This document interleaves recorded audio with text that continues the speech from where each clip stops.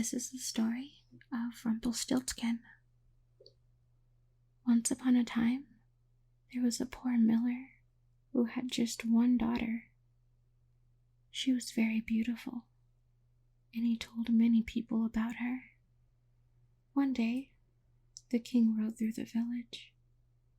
The miller desperately wanted to impress the king. "Your Highness, my daughter is very pretty and smart," he said. But the king took no notice. "She can also spin straw into gold." The miller lied. "Your daughter must be very clever. Bring her to the palace tomorrow so I can see for myself," demanded the king. The miller couldn't dare disobey the king, so the next day he brought his daughter to the palace. The king led the girl into a room filled with straw. On the floor stood a spinning wheel. "Spin this straw into gold by tomorrow morning, or you will be thrown into the dungeon," said the king. Then he left the room and locked the door. The poor miller's daughter sat down on the stool and gazed at all the straw around her. She wept bitterly at the impossible task placed before her. All of a sudden, the door sprang open, and came in the strangest little man she had ever seen. "Who are you crying?" he asked. "I have to spin all this straw into gold before the morning, but I don't know how," whispered the girl sadly. "If you give me your pretty necklace, I will spin the straw into gold," said the strange little man. "Oh, thank you," gasped the girl, wiping away her tears and handing over her necklace. The little man sat down in front of the spinning wheel and set to work. All night long, the little man spun, and by morning, the room was filled with reels of gold, and just as suddenly as he appeared, the strange man disappeared. When the young king arrived, he was astonished to see so much gold. "You have done very well," he said, "but I wonder if you can do the same thing again." He took the miller's daughter into a bigger room. It too was filled with straw. "Spin this straw into gold by tomorrow morning, or you will be thrown into the dungeon," said the king. And once more, he locked the girl in the room. The miller's daughter was very frightened. The strange little man appeared before her again. "Don't cry," he said. "Give me your shiny ring, and I will spin the straw into gold." She handed over the ring gratefully, and the little man set to work. Once again, all the straw was turned into gold. The king wanted to try one more time. "If you can do this again, you shall be my queen," cried the king.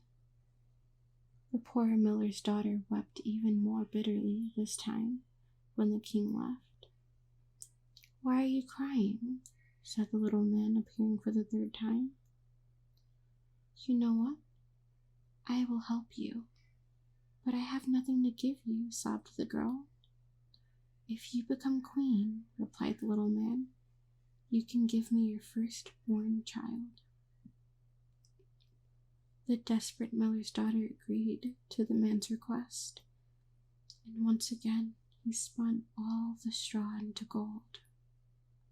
The king was so delighted when he saw all the gold the next day that he kept his promise and married the miller's daughter. The new queen was very happy and soon forgot about the promise that she had made to the strange little man who saved her from the dungeon. A year later, the king and queen had a beautiful baby boy. Late one night, the little man appeared in the queen's bedroom as she watched over the sleeping baby. "I'm here for your baby," he said, "just as you promised." The queen was horrified. "Oh, please, take all my jewels and money instead," she begged. "Not my son." "No," replied the little man. "You made a promise, but I will give you 3 days. If in that time you can guess my name, then you will keep your baby." The desperate queen agreed. The next day, she sent messengers all over the kingdom to collect all the boys' names they could find. That night, the strange man appeared again, and the queen read out the names she had gathered. But after each name, he just laughed. The next day, the queen sent her messengers out to find even more names. And that night, she read out all the new names. But when the little man appeared, once again, all the queen's guesses were wrong.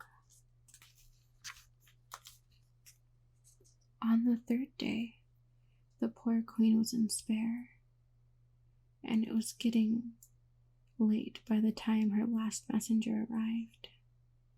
"Your Highness, I haven't found any new names," he said. "But as I was returning through the forest, I saw a little man leaping and dancing around a fire, singing a song. It went like this: 'The queen will never win my game, for Rumpelstiltskin is my name.'" The queen was overjoyed.